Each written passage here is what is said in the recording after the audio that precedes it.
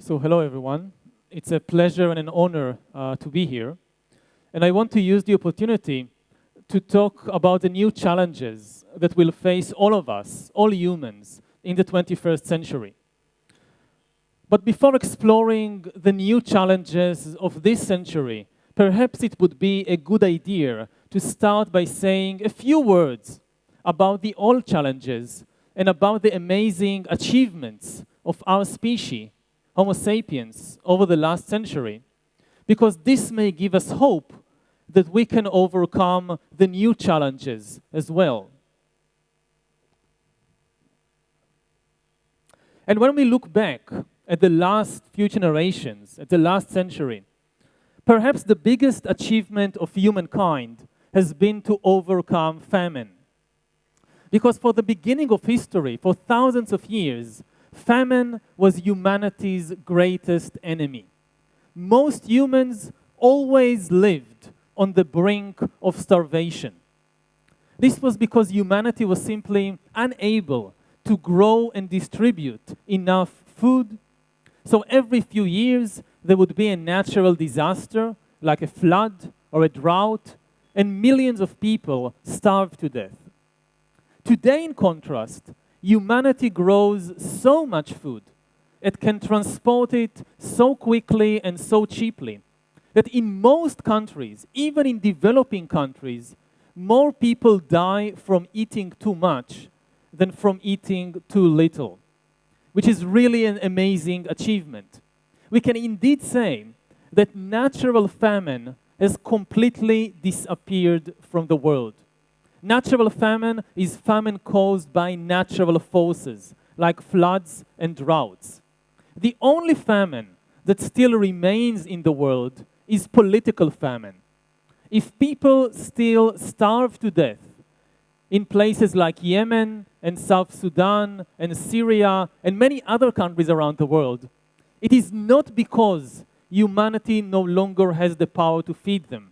It is only because some government or some politician or some ideology wants these people to starve to death.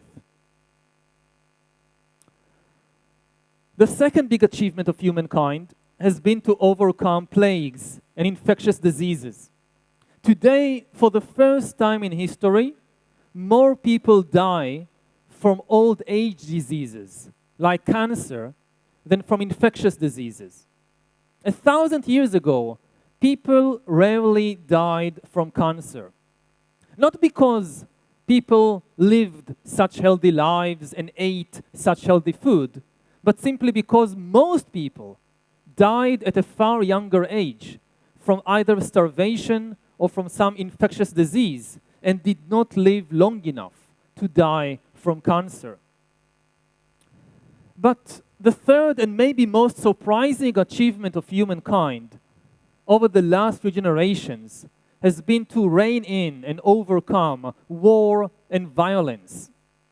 In the past, humans thought that war was simply a natural part of this imperfect world, and perhaps only God someday, through some miracle, might bring peace to the earth.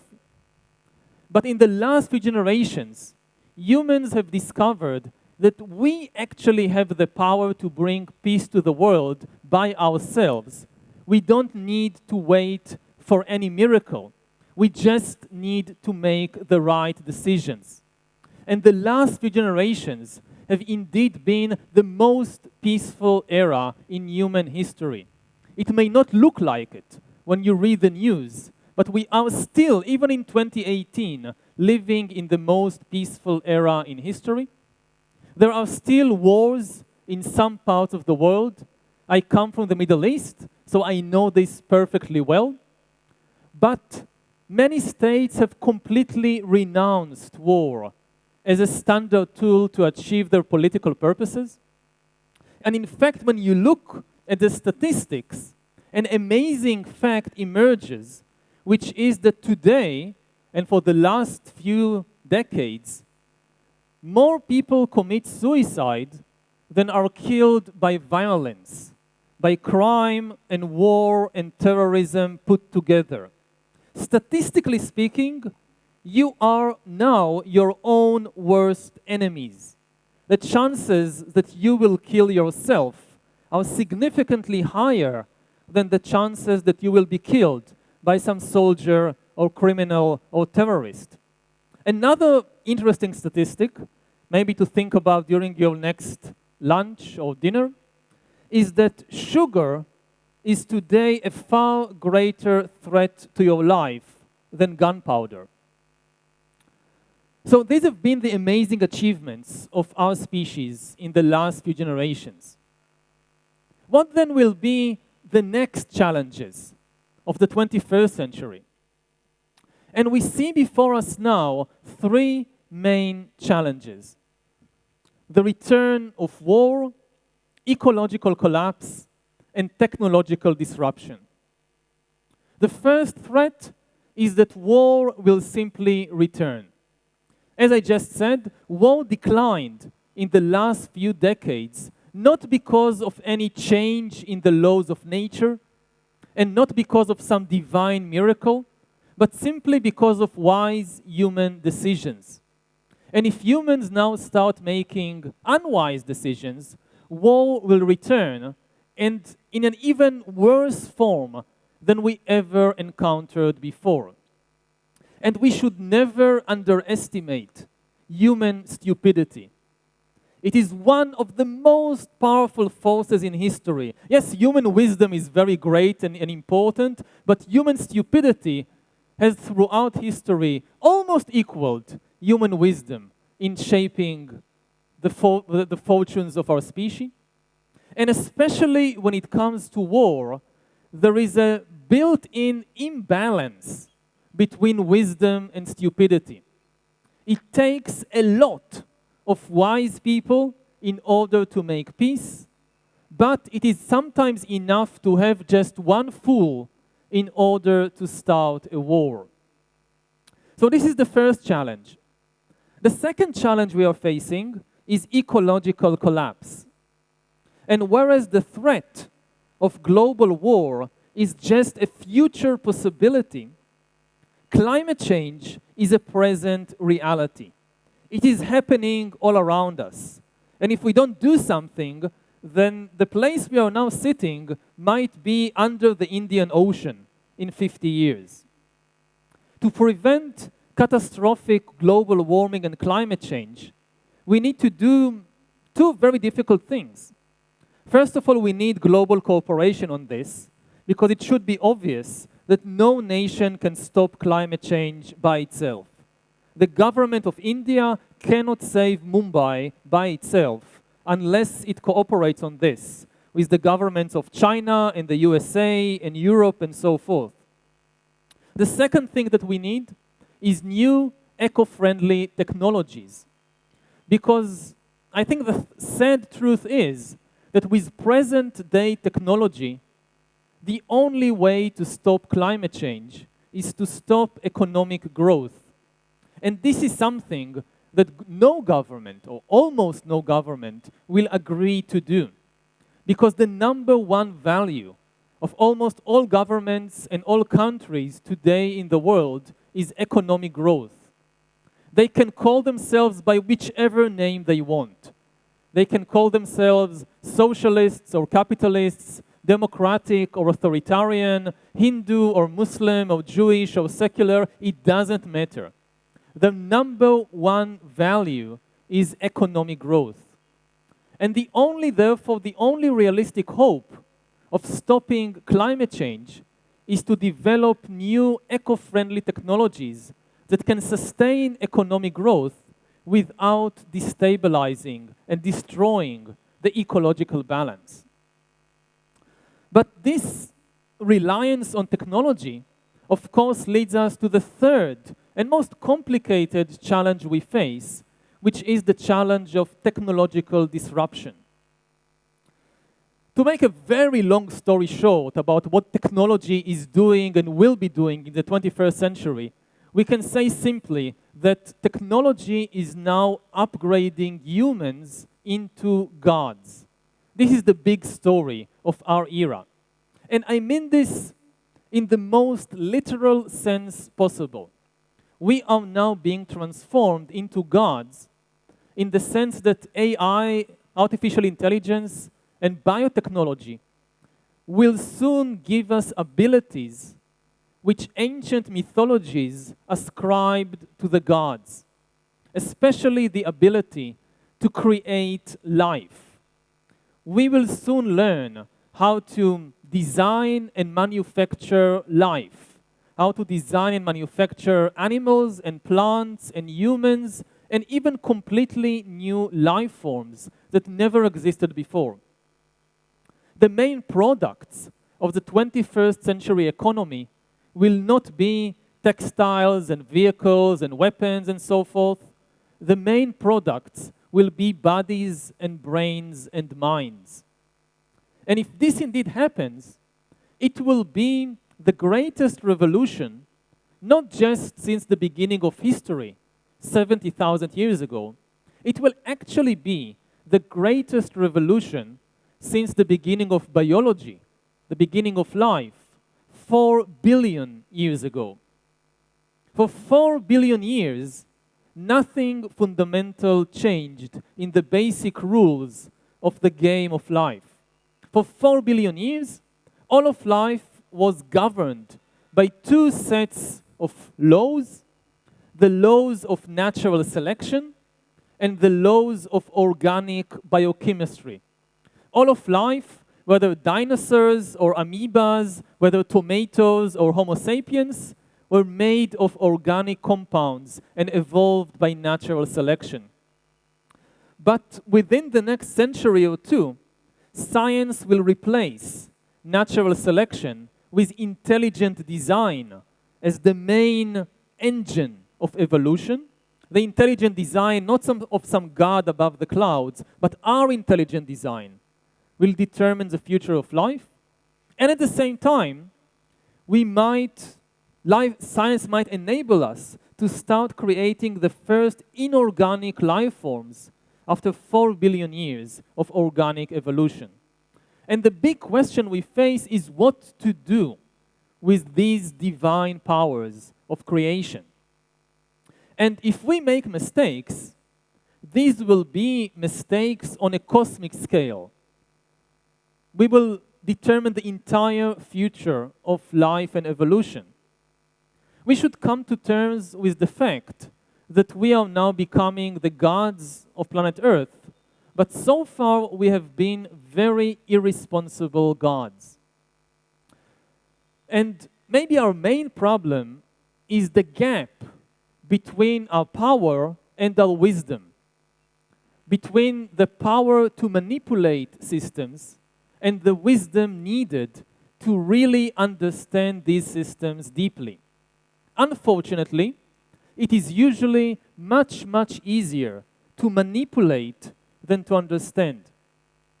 For example, it is much easier to build a dam over a river than to understand all the consequences this will have for the animals, the plants, the ecological system, and so forth. And therefore, throughout history, humans usually start manipulating things long before they understand the consequences of their actions. Now, in the past, we humans have learned to manipulate the world outside us. We learned how to control the rivers, the animals, the forests, and because we didn't understand the complexity of the ecological system, we misused our power, we unbalanced the system, and now we face an ecological collapse. In the 21st century, the big change will be that we will learn how to manipulate not just the world outside us, but we will also learn how to manipulate the world inside us. We will learn how to redesign our bodies and how to manipulate our emotions, our thoughts, and our sensations. But because we are very far from understanding the complexity of our internal system, especially our mental system, we might again misuse our power and balance our internal system. So we will have not just an external ecological crisis to deal with, but simultaneously an internal mental crisis to deal with. In particular, the danger is that governments and corporations and armies are likely to use the new technologies in order to enhance human skills that they need, like intelligence and discipline, while neglecting other human skills that they value less, like compassion or like spirituality. So the result will be very intelligent and disciplined humans who lack compassion, lack spiritual depth, and maybe lack mental balance. We could lose a large part of our human potential without even realizing that we had it. And if this happens, technology will not upgrade humans, it will downgrade them. We might face even more immediate problems on the social level. The last time we had a big technological revolution, the Industrial Revolution of the 19th century, this revolution resulted in the creation of a massive new class, the urban working class, the proletariat. And much of the history of the 19th and 20th century revolved around this new working class. The new revolution of the 21st century, the AI revolution, might also result in the emergence of a massive new class, the unworking class, the useless class. People who are useless, not from the viewpoint of their mother or siblings or children. Nobody is ever useless from the viewpoint of their loved ones, but people who are useless from the viewpoint of the economic and political system. Now, nobody knows for sure what the job market will actually look like in 2050, except that it will be very different from today. AI and robotics are likely to change almost every profession. Many jobs, if not most jobs, that people do today might disappear by 2050. Of course, as all jobs disappear, new jobs will emerge. But we don't know if enough new jobs will be created. And an even bigger problem will be to retrain people fast enough to fill the new job. Suppose you're a 40-year-old truck driver and you lost your job to a self-driving vehicle. Now, there is a new job, maybe in designing software, maybe in teaching yoga, to teach yoga to all these software engineers that sit all day in the office.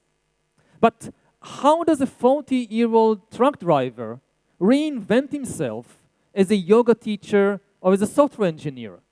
You need to learn a lot of new skills, and in some cases even change your personality. And even if somehow you make the effort and you manage to reinvent yourself and retrain yourself, this will not be a long-term solution.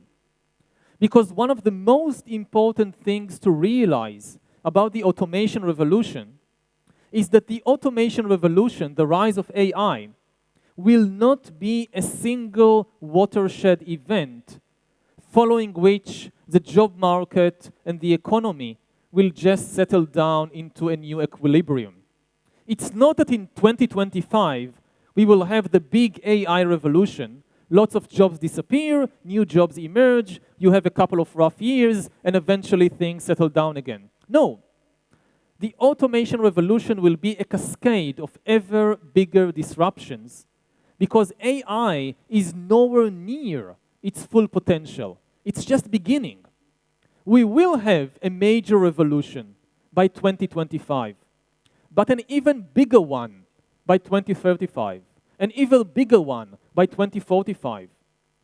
All jobs will disappear, new jobs will emerge, but very quickly the new jobs will also change and vanish. So to stay in the game, to stay relevant, People will have to retrain and reinvent themselves, not just once, but many, many times. If you somehow make the transition from truck driver to yoga teacher, 10 years later, you need to do it again, because by then, computers equipped with biometric sensors might be able to teach yoga better than most human teachers. Now, governments will probably have to step in and help people during the difficult transition period to pay for them for unemployment and for the retraining courses. But even this will not deal with the biggest problem of all, which is likely to be psychological. Even if you have the necessary financial support to reinvent yourself at 50 and at 60 and at 70, the big question is whether you will have the mental resilience. Change is always very stressful. And reinventing yourself many times during your life, at 40, at 50, at 60, and so forth, might just be too difficult mentally for many people. And because of the rise in life expectancy, the age of retirement might simultaneously be pushed up to 70 or 80 or even 90. So even if new jobs will emerge, by 2050, we might nevertheless see the creation of this massive new class, the useless class. And whereas in the 20th century, people had to struggle against exploitation, this was the big conflict, people fighting against being exploited. In the 21st century, the biggest struggle of many people might be against irrelevance. You are not being exploited, you are just irrelevant. And this is far, far worse situation to be in. Finally, there is also a huge danger, a huge threat on the political level, which is the rise of digital dictatorships. The new technologies might tempt various governments across the world to build unprecedented totalitarian regimes that will monitor and control everyone all the time. We have seen one wave of totalitarian regimes in the mid-20th century with Hitler and Stalin and Mao, which eventually receded, and most people came to live in much more free societies. But we might now see another wave of totalitarian regimes, which will be far worse than anything we've seen in the 20th century. Because the new totalitarian regimes will have a new technology which was unavailable to Hitler and Stalin and Mao. They might have the technology to hack human beings. There is a lot of talk these days about hacking emails and hacking smartphones and bank accounts and so forth. But the really big change, the really big revolution is the ability to hack human beings. Now, what do you need in order to hack a human being? You need three things. You need a good understanding of biology, especially brain science. You need a lot of data, especially personal data. And you need a lot of computing power. Now, in the past, in the days of Hitler and Stalin, nobody understood biology well enough. And nobody had enough data and computing power to hack human beings on a massive scale. So even if the KGB or the Gestapo followed you around 24 hours a day, they could not know what was actually happening inside your brain. They could not understand your feelings. They could not really predict your choices and manipulate your desires effectively. But soon, corporations and governments might have enough understanding of biology, enough data, and enough computing power to hack humans. To hack humans means to know you better than you know yourself, and therefore be able to understand your feelings, predict your choices, and manipulate your desires. Now, this power to hack human beings can, of course, be used for good purposes. It can be used to provide the best healthcare in history. It can be used to advise people how to make better decisions in their career, in their personal lives. But it can also be used for bad purposes, for terrible purposes. It can be used to create extreme totalitarian regimes in which all the power is concentrated in the hands of the government or of a small elite, which might not care about anybody else, but which nobody can oppose. Because if you even start thinking about opposing it, they already know it, because they can tell what you're thinking. Of course, this is not inevitable. This is not a prophecy. Everything I talked about here about the future, none of that is a prophecy. They are just possibilities. Technology is never deterministic. You can use the same technology to create very different kinds of social and political systems. We saw this in the 20th century when the technology of the Industrial Revolution, electricity, trains, radio, and so forth, could be used to create communist dictatorships or fascist regimes or liberal democracies. The trains did not tell you what to do with them. It's the same in the 21st century. And you can see the differences between different societies, even from outer space, like here in this very famous image taken from outer space of East Asia at night. You see at the bottom right corner, South Korea as a sea of light. You see at the upper left corner, China as another sea of light. And in the middle, you see North Korea as a dark patch. This is not the ocean, it's North Korea. And the difference between North Korea and South Korea is not technological. They have access to the same technology. The North Koreans also know about electricity, but they chose to do with it very different things than the South Koreans. So technology gives us a choice, but ultimately the decision is in the hands of humans. In the 21st century, AI and biotechnology will definitely transform the world, but we can use them to create very different kinds of societies. I focused in my talk here on the more dangerous scenarios, mainly because people in private industry and in research tend to focus on the positive scenarios. And also because the dangerous possibilities are the possibilities we should be most aware of. But there are different possibilities, and it's up to us. And if you're afraid of some of the possibilities that I've outlined in this talk, you can still do something about it.